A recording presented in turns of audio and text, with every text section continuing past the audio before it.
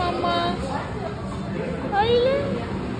আজকে মাহি আর মাহির পাপা আর আমি এসছি কেএফসিতে, বাট কেএফসিতে এত ভিড়, বললো যে আজকে কেএফসিতে খাবার অর্ডার দিতে হলে 1 ঘন্টা লাগবে। তাই জন্য বসে বসে কী করবো, মেয়ের জন্য খাবার বানাচ্ছি, মানে বানাচ্ছি না, মেয়েকে খাওয়াচ্ছি। ওই যে ওখানে গেছে, ফাইনালি যদি পাই কিছু। এইখানটায় দেখো কত লাইন পড়েছে, নাম্বারিং পড়েছে। 1 ঘন্টা ওয়েট করতে হবে কেএফসির জন্য।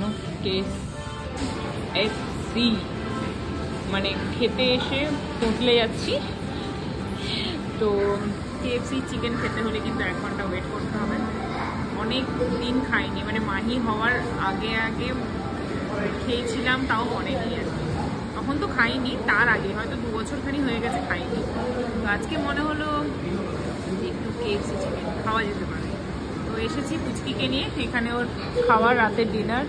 আর ওখানটায় পাপার সাথে দেখতে গেছে যদি কিছু পাওয়া যায় মাম্মামের জন্য। মাম্মা আবার চলে এসছে খেতে, তাই তো? হলো কিছু? অন্য জায়গায় চলে যাবে? চলো এখান থেকে যাই অন্য জায়গায়। Tata, bye bye. তো আমরা KFC থেকে বেরিয়ে যাচ্ছি।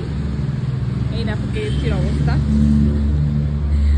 জানি না এত ভিড় কেন, 1 ঘন্টা লাগবে, ওয়েট করে লাভ নেই। এখন বাড়ি যাওয়া যাক। না, বাড়ি যাবো না, অন্য কোথাও একটা ট্রাই করি, দেখি গুগলে নিয়ার বাই কিছু আছে কিনা। KFC দরকার, অন্য কিছুই নয়।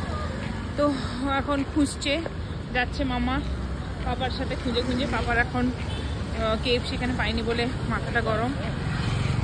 হ্যাঁ বন্ধ করে চলো, টাটা।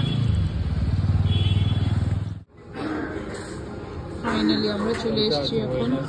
10 পিস একরকম, 10 পিস একই রকম, এটা তোমার ভ্যারাইটিস। ও মামা, ওকে ফাইনালি আমরা অর্ডার দিয়ে দিয়েছি এখন, তাই তো? মাইরা আছো মামা, আছো কাম। তো আমরা এখন এসছি কোথায়, আমরা এখন নিজেই ভুলে গেছি কোথায় এসেছি, কারণ মলও বেশিয়াতে এসেছি। এইখানটায় KFCতে আমরা পেলাম, KFCর অর্ডার দেওয়া হয়ে গেছে।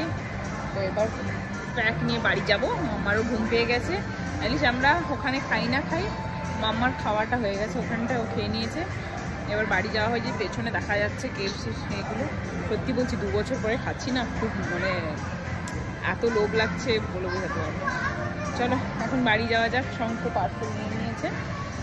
তো চলো, গুড নাইট, টাটা, বাই। মামা সে বাই বাই বাই।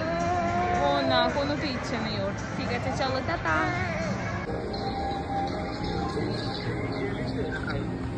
না খাইনি, খাবে।